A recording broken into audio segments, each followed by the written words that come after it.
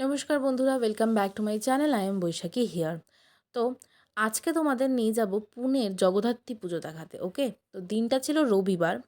আমি এখানে তাড়াতাড়ি আমার ঘরের ঠাকুরের পুজো কমপ্লিট করে নিয়েছি, কারণ কি আমরা বেরোবো ঘুরতে।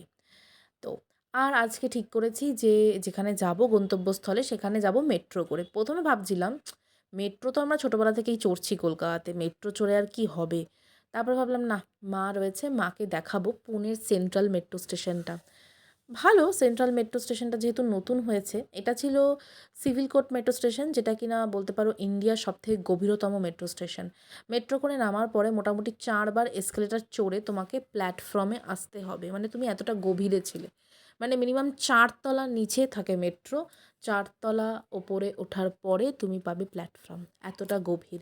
আর এই হচ্ছে মেট্রো স্টেশন, ভীষণ সুন্দর একটা ব্যাপার, কারণ নতুন হয়েছে মানে হয়ে গেছে তাও কয়েক বছর, 1-2 বছর তো হয়ে গেছে। বেশ ঝকঝকে তকতকে মেট্রো স্টেশন।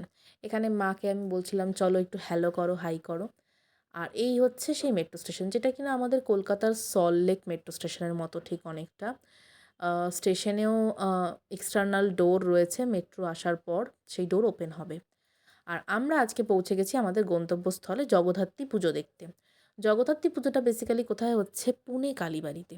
তো পুনে কালীবাড়িতে আমরা পৌঁছে গেছি, দেখতেই পাচ্ছ দূর থেকে মন্দিরটা কী সুন্দর।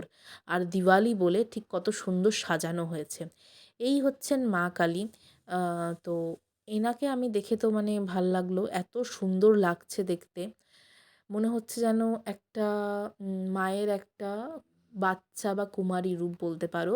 বেনারসিটা পরানো হয়েছে সাদা আর লাল বেনারসি, খুব সুন্দর লাগছে দেখতে। আর এই হচ্ছে জগদ্ধাত্রী ঠাকুর, যেখানে জগদ্ধাত্রী পুজো হয়েছে। জগদ্ধাত্রী ঠাকুরটাও খুব মিষ্টি দেখতে।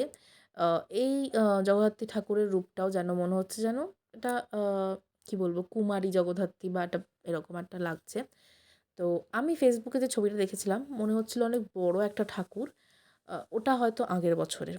যাই হোক, বাট খুব ভালো লেগেছে। ছোটোর মধ্যে খুব মিষ্টি একটা জগদ্ধাত্রী পুজো এখানে হচ্ছে। আর এখানে দুপুরবেলা ভোগের ব্যবস্থাও ছিল। যেহেতু আমরা সন্ধ্যা আরতির সময় এসেছি, তাই জন্য আমরা ভোগটা মিস করে গেছিলাম।